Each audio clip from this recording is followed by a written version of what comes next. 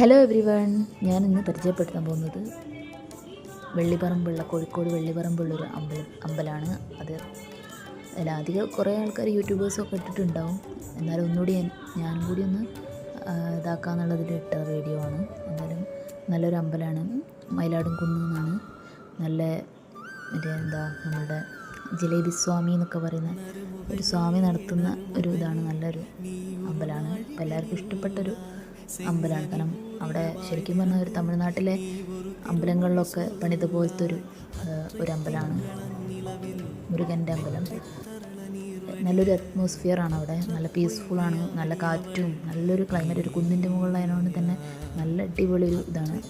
Night പോയിട്ട് കൂടുതൽ evening ടൈമിലൊക്കെ പോയിട്ട് നല്ലൊരു ഇതാട്ടോ. എല്ലാവർക്കും ഒരു ശാന്തി ഫീൽ ചെയ്യുന്നൊരു പീസ്ഫുള്ളായുള്ളൊരു ഇത് നമുക്ക് ഫീൽ ചെയ്യും. നല്ലൊരു കാറ്റും ഒക്കെ ആയിട്ട്. പിന്നെ ഫുഡും കിട്ടും കേട്ടോ. രാവിലെ തൊട്ട് രാത്രി വരെയും ഫുഡുണ്ട് അവിടെ.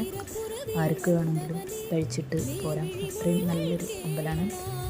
നമുക്ക് പിന്നെ പോകാൻ തോന്നുന്നൊരു അമ്പലമാണ്. കാരണം അത്രയും നല്ല ഈവനിങ് നല്ല കാറ്റാട്ടോ.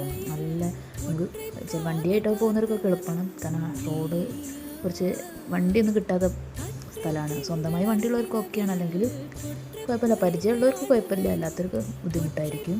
എന്തായാലും നല്ല അമ്പലം കേട്ടോ. പിന്നെ ഓട്ടോയിൽ